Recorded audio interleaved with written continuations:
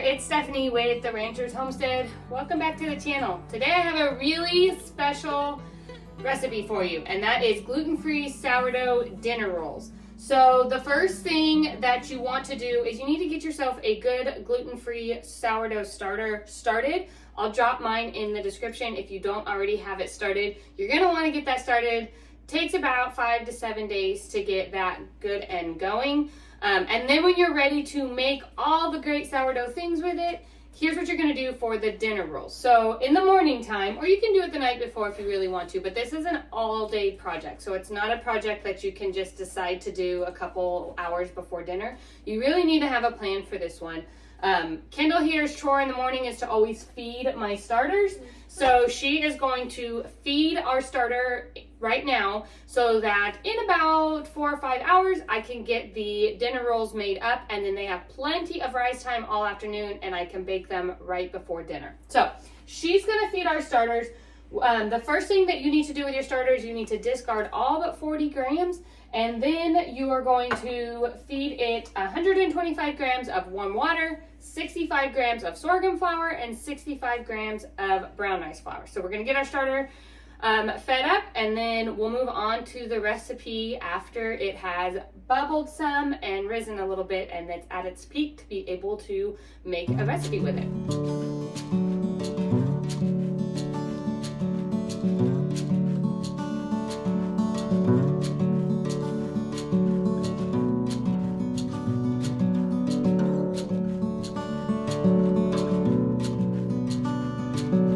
She's finishing up feeding the starters. I did want to mention, if you do not want to start your own starter at home and take that time, I do have a dehydrated starter on my website, a gluten-free dehydrated starter with instructions for purchase that you can jump on over there, and you will have a starter in 5 days or less ready to go.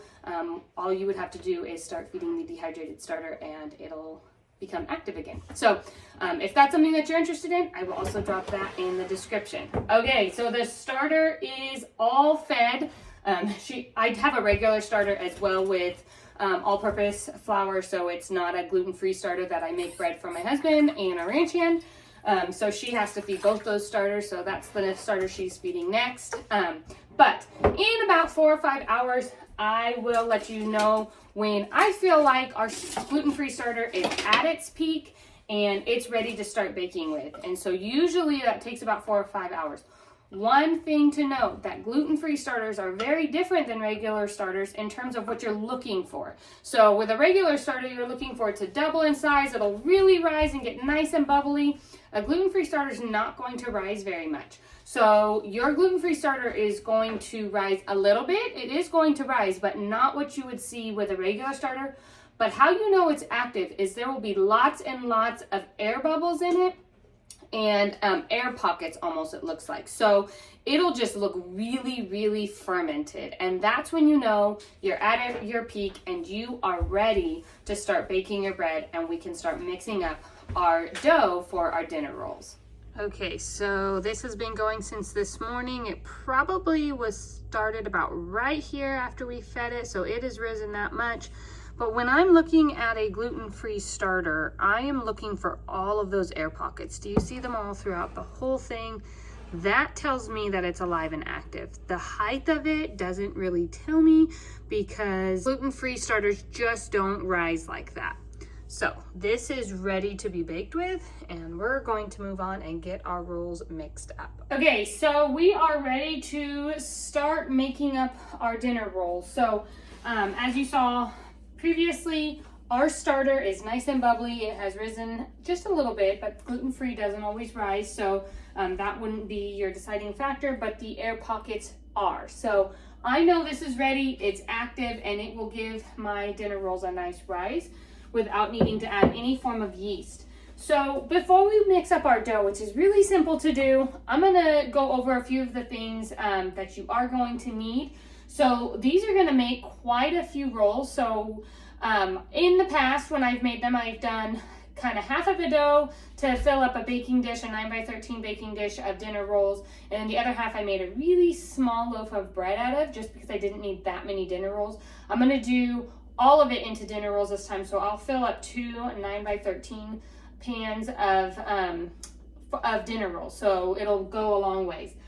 Now, I use my stand mixer for all my breads. I feel like they make the best bread when you use a stand mixer. If you don't have one, you can go ahead and use a hand mixer, or even you can try using a good old spoon and just your hands to work it all in. One thing that you do want to know is that using the stand mixer is very helpful because it really works everything into the dough, which is really crucial with gluten-free. It will give it a smoother texture and you won't get any kind of clumps. So I find a stand mixer works best. Second best would be a hand mixer. Third, if you don't have either of those, go ahead and use your own muscles and a spoon. Okay, I also, before we start mixing it up, I want to talk about the binding agents. So we are not using an all-purpose flour in this recipe. I don't find that an all-purpose gluten-free flour works in any bread recipe. You just don't have the right grain to starch ratio, and they just never turn out with the right texture. So that being said, you have to use a binding agent to get that elasticity and to hold and bind everything together. What I'm using in this recipe is psyllium husk powder and xanthan gum. So we're going to use more psyllium husk powder, but we are going to use both. I find that they give it the best texture. If you really don't want to use xanthan gum, you can go ahead and omit that and just use the psyllium husk, but I do find the texture is better when I use both. All right, let's get our dough mixed up. The first thing you're going to do is take the bowl of your stand mixer, or if you're using a hand mixer or spoon, just a regular bowl. Get it onto your digital scale and set your scale to grams. Make sure that you have tared it and it is at 0. All right, let's get our starter into our bowl. We are going to measure out 250 grams of active starter. And I'm just going to go ahead and set this right on the side because I'll have to feed that again. Now I'm going to clear it. And I'm going to do 340 grams of warm water. Now I usually just take my hand and mix it all together. Breaks down your starter there and gets it all mixed in. Now before you add in your psyllium husk powder, you want to make sure you have a whisk handy. We're going to measure out our psyllium husk powder right into the water and starter mixture here. The biggest thing to note is you want to whisk it right away so that it doesn't clump up. This is going to gel this all up, which is what's going to give your dough that elasticity and make it, it gives it more of a feel of like a wheat bread, but it is not a wheat bread. Okay, so I'm going to measure out 20 grams of psyllium husk powder. The Now brand is my favorite brand. I also like the Anthony's brand if you can find it, but Now seems to be the brand that is kind of widely available everywhere. Okay, and now I want to whisk this together and make sure it's nice and smooth. And I'll let it sit here for just a second or two while I grab my flours, and it'll start to gel up. Okay, I have my flours here. I'm going to go ahead and do 340 grams of white rice flour right onto my bowl. I love that I can hardly use any dishes, that it's all right here in my stand mixer bowl. I'm almost out of white rice flour. All right, I got a little bit too much, so I'll take a little bit out. Perfect. And then I'm going to do 230 grams of tapioca starch.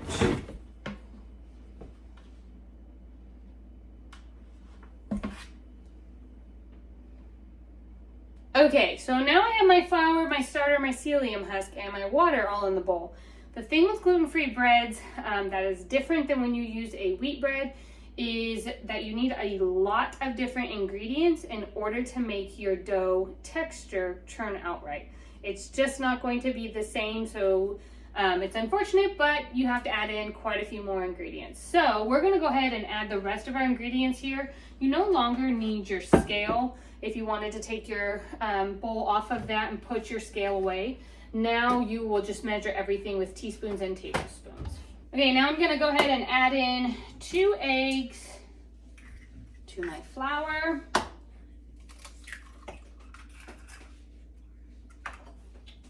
I'm gonna do 1 tablespoon of avocado oil. You can use olive oil if you'd like.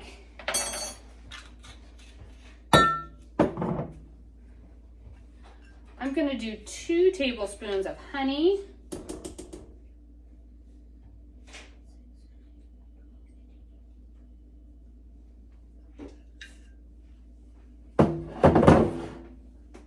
And then I'm going to do 2 teaspoons of salt.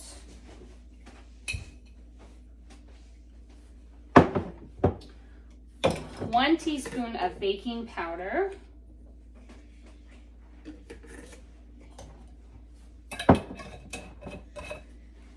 And 2 teaspoons of xanthan gum. So like I said, this calls for a lot more than just your regular salt, water, sourdough, and flour.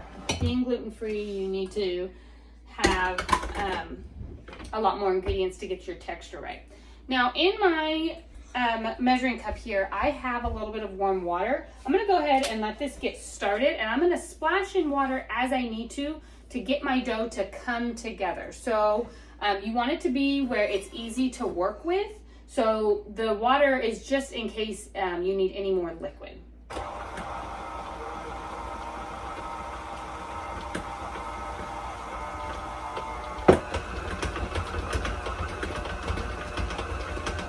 Okay, so now I'm going to dump it out onto a floured surface.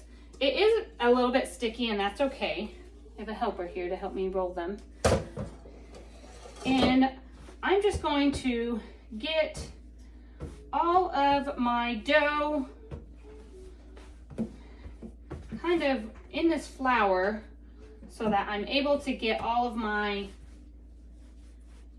dinner rolls rolled up into it. Will you sprinkle a little bit more flour from there onto the counter? Okay. Now I'm shaping it into kind of a log. Just a little bit.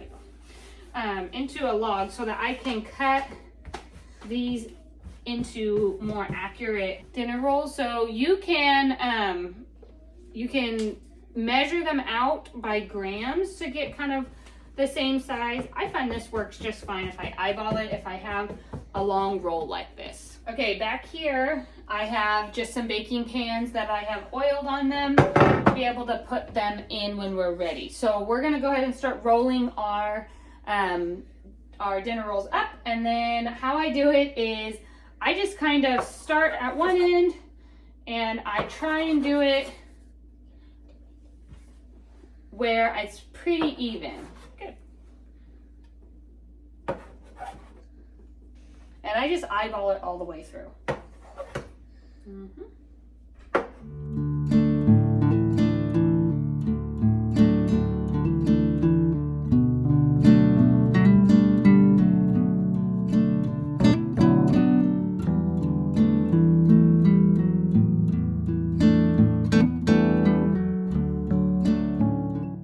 Now here's a little trick as she's cutting them all up is spray your hands with some olive oil.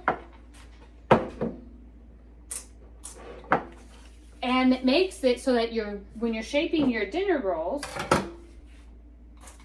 okay, now rub them together. Now you're gonna take them and you're gonna roll them into a ball. Well, the dough is kind of sticky, but when you have your olive oil hands, they're not quite so sticky. So we're going to roll them into a ball like that and place them into the pan.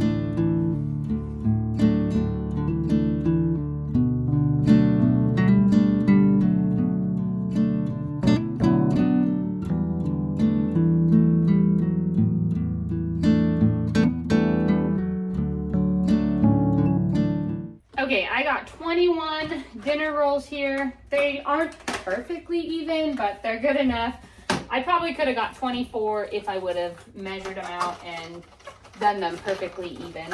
Now I'm just going to put a piece of plastic wrap here onto each of my pans to lock in the heat and air and let them rise. Now, I'm a little bit late and I want these for dinner, so I am going to actually put them in the oven with my light on so that it's really nice and toasty in there and they go even faster to rise.